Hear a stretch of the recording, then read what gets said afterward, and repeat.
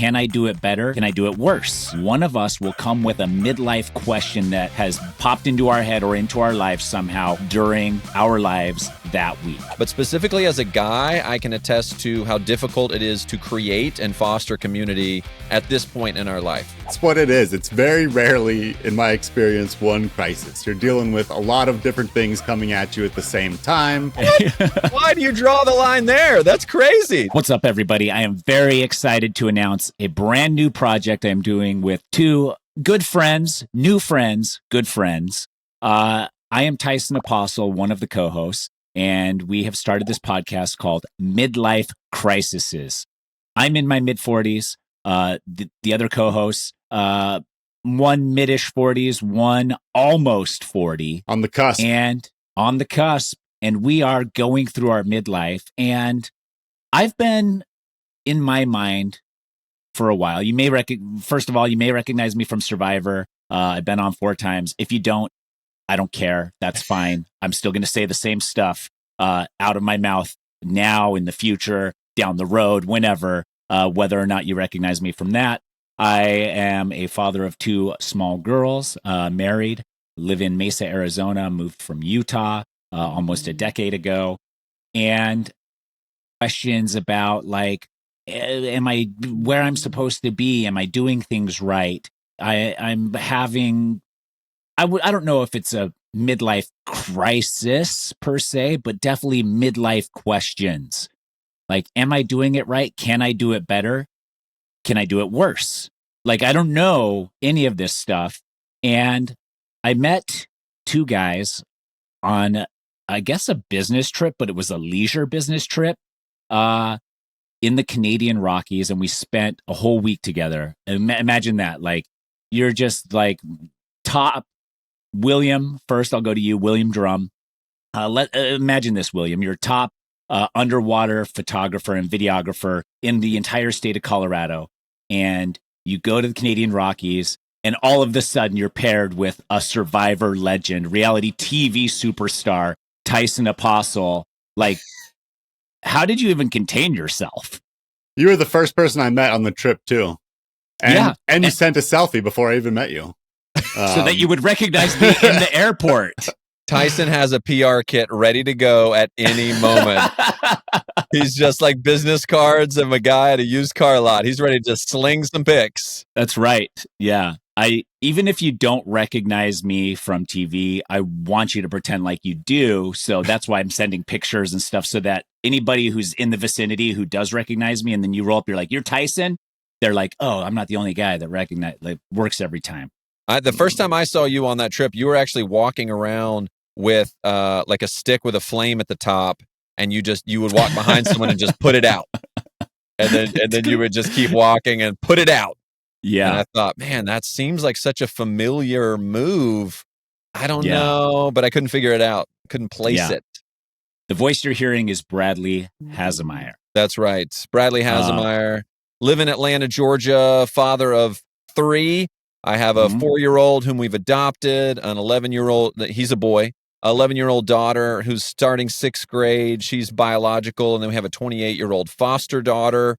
And I'm a content creator, have lived in a ton of different places, love to travel, love coffee, and I love making content. So I was so stoked to be on that citizen trip where we got a chance to all of us meet up and have a good time. And then, like Tyson said, we're all in a similar place. We found ourselves having similar conversations, and I think taking a lighthearted yet honest approach at what it's like to be in your mid-40s and try to figure out, like Tyson said, am I doing it right? Do I need to be doing something differently?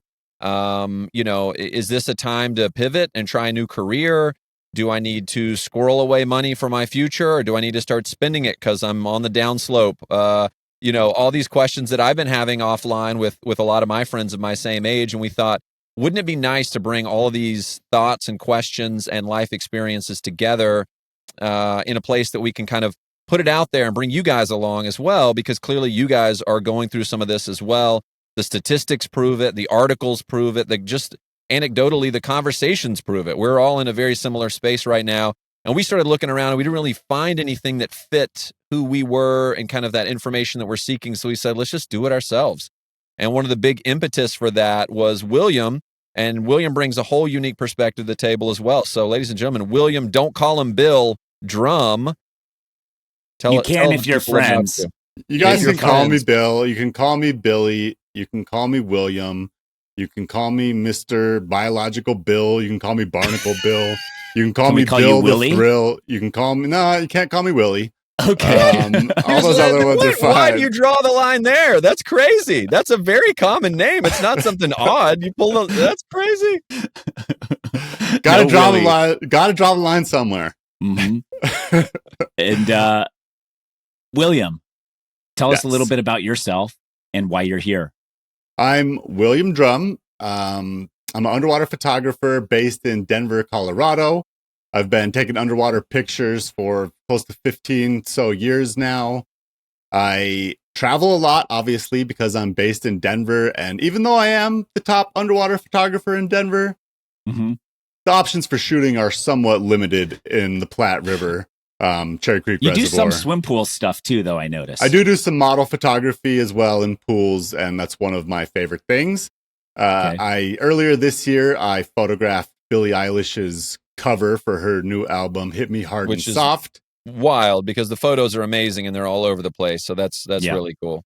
Thank you. So that's been really exciting. And that was in a pool environment. So I guess in some ways, my most iconic, famous photos were in a pool. So there you go.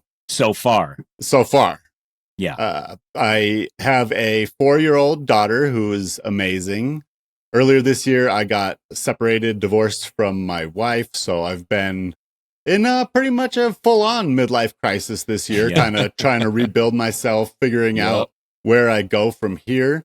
So I think that, especially I'm also 39 and a half. I'm not yet 40, but 40 is approaching me fast.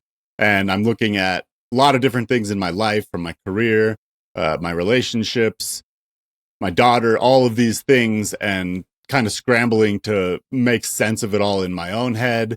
And through this process that I've been going through, I've had a lot of people reaching out to me who have been in similar situations, better, worse than I am. And I just realized that it's so common, and every little connection that you can make in those moments are really important. And they helped me a lot when I was going through some of the darker times. So I figured that if I'm able to talk about my experiences a little bit and offer a little bit of insight, make fun of myself a little bit, I think that could be really valuable for other people too. And it's also just so cathartic for me to talk about this stuff, especially with some good friends. And we thought it would be great to invite you guys into the conversation as well, because we're crazy and we might as well do that. Might as well make fun of ourselves for the whole world instead of just to each other. So here I am. Yeah, we have had fun on our text threads, and we had so much fun. These guys are two of the funniest guys I've met in a very, very long time. And I kept saying that to myself. I called them while we were on our trip in Canada. I called my wife multiple times, like, there's these guys, they're so funny. I should try and start a podcast with them. And then, and I even told my agent, who was like, could just be like a honeymoon phase. You might want to. So I was like, no, I think we got to do this. I am bringing for myself, I hope that I'm bringing some vulnerability. First of all, the premise of the podcast, here we go. The premise is each week, one of us will come with a midlife question that has popped into our head or into our lives somehow during our lives that week. And we'll bring it to the other two, unbeknownst to them what the question is. And with honesty and vulnerability, we will answer that to the best of our ability and have a conversation around that single midlife crisis question. So each week, one of us will bring something new. Who knows, in the future, we may take questions from the audience. We probably will. But I'm hoping to, be fully honest, transparent, vulnerable. And hopefully my crisis is your entertainment, but also you can learn from it. William, what is your hope for the podcast? My hope for the podcast is to create those sort of similar experiences with a lot of people out there, just to let them know that that we're all going through the same stuff. but also it's to start the dialogue more. It's great talking about this between the three of us, but I'm really excited to invite the audience in as well and listen to the stuff they're going through, listen to what has helped them get better, proceed through their midlife crisis strong, midlife crises.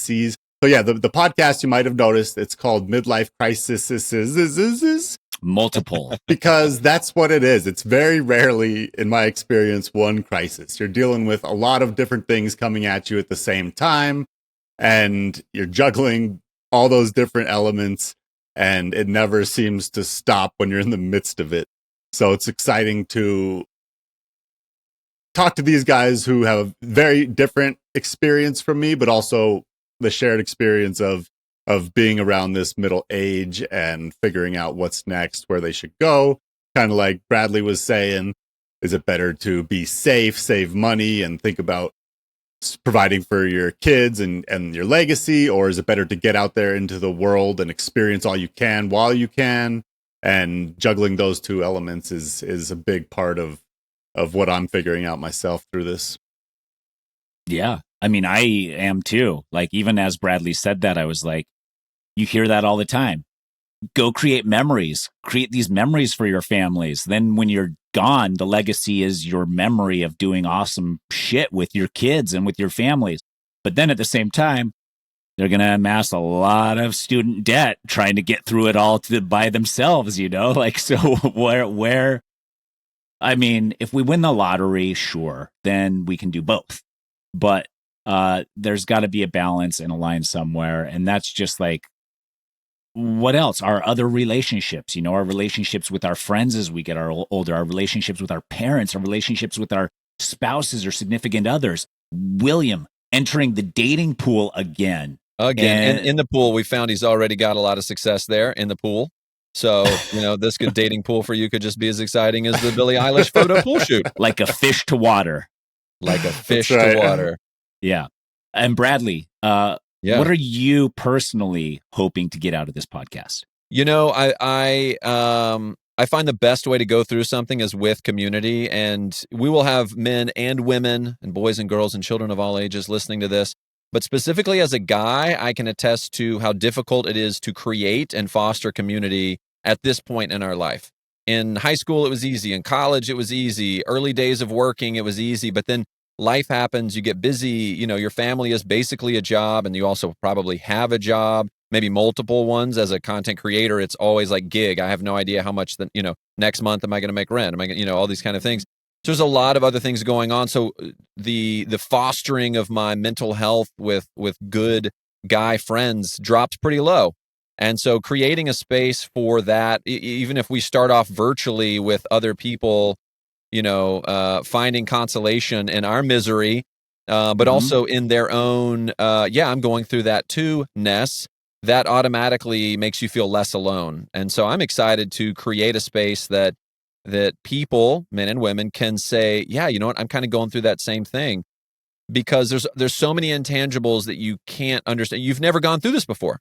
It's not like you're 90 and now you're getting a second shot. It's like you're going through this, and just like parenting and just like anything else in your life, your experience is unique to that. And so, your relationships are changing, your body is changing, your finances are changing, your priorities, your body image, your self-image, like all of this stuff.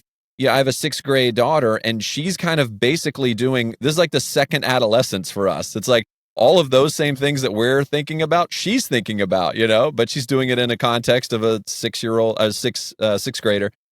So I'm excited to create a place that we can joke around, but also bring to light things that I think guys, and maybe I'm just speaking for myself here, I'm not great at taking inventory. I'm not great at stopping and being like, how am I actually doing? How do I actually feel about getting older? How do I see my self-image? And so you have to, for me, I've got to bake that in. And this is a perfect way to do it with you guys, and then also potentially challenging some of our listeners to do the same. Even if it's just a slight prompt as you guys are driving around listening to this, or you're on a jog, or whatever you're doing whenever you consume your podcasts, to maybe be just like a little bit of like, hadn't thought about that before. Maybe it sparks a conversation you start a text chain with some of your best friends from high school or college to, process your own midlife crises, or maybe it's chatting with your significant other. The other day I was thinking about my self-image. It'd be like it was such a random conversation, like, oh, okay, we're going there. And that's great because we're not usually good at just doing that on our own. So creating a prompt, a place to gather, like a sporting event, right? A unique shared experience, both in listening and because we have no idea how each episode's going to go. Only one person knows the question. So that's exciting because, we wouldn't prepare anyway, let's be honest. But the idea being this is off the cuff in the moment, just like we're having a chat at coffee or something like that. And that's the reality of where these types of conversations are going to go for most of our listeners. So I'm excited. Yeah. And like you said, let's create a community. Sound off in the comments on YouTube. We'll be anywhere the podcasts are. Search up Midlife Crises, where we will celebrate the ridiculousness and misery of going through midlife. And there's joy too. There will be joy. Yes. So that's it. Any closing words for our future audience? Excited to have all the midlifers around. Excited to have all of them join in, and stoked that this is something that's going out there. Okay. Yeah. And through talking to you guys and through this podcast, I think it's really great to find that actual joy that you're talking about, Tyson, because all happiness is transient, misery is transient. And if you can't look at it and realize that, then it brings everything else down in your life. So I think that for me, this is a good way to kind of laugh about those sadder moments and realize that they are transient. And then hopefully you guys can do the same. And also, like what Tyson was saying, I'm really excited to hear all of your stories as well, because I know that there's a lot of crazy ones out there, a lot of funny ones, a lot of inspiring ones. And hopefully we could all grow as people through talking about these challenges that we go through as humans. Yeah. And I also think those miserable moments when said out loud to a community or to friends, sometimes you can laugh at those. They can lose their power a little bit. Yeah. Get a load of how miserable this is. And then we all laugh about it. So hopefully that's the case some of the time. I want to thank everybody. You can support us by giving us a rating on iTunes, by tuning in, by liking our YouTube videos. And that's it. So much love. We look forward to the future and letting you peek into our lives, probably more than you should, but that's okay. For sure. We're here. And other episodes are out now. So after this one, click on through, guys. Let's get this party going. That's right. Okay. That's all. Midlife Crisis out. Peace.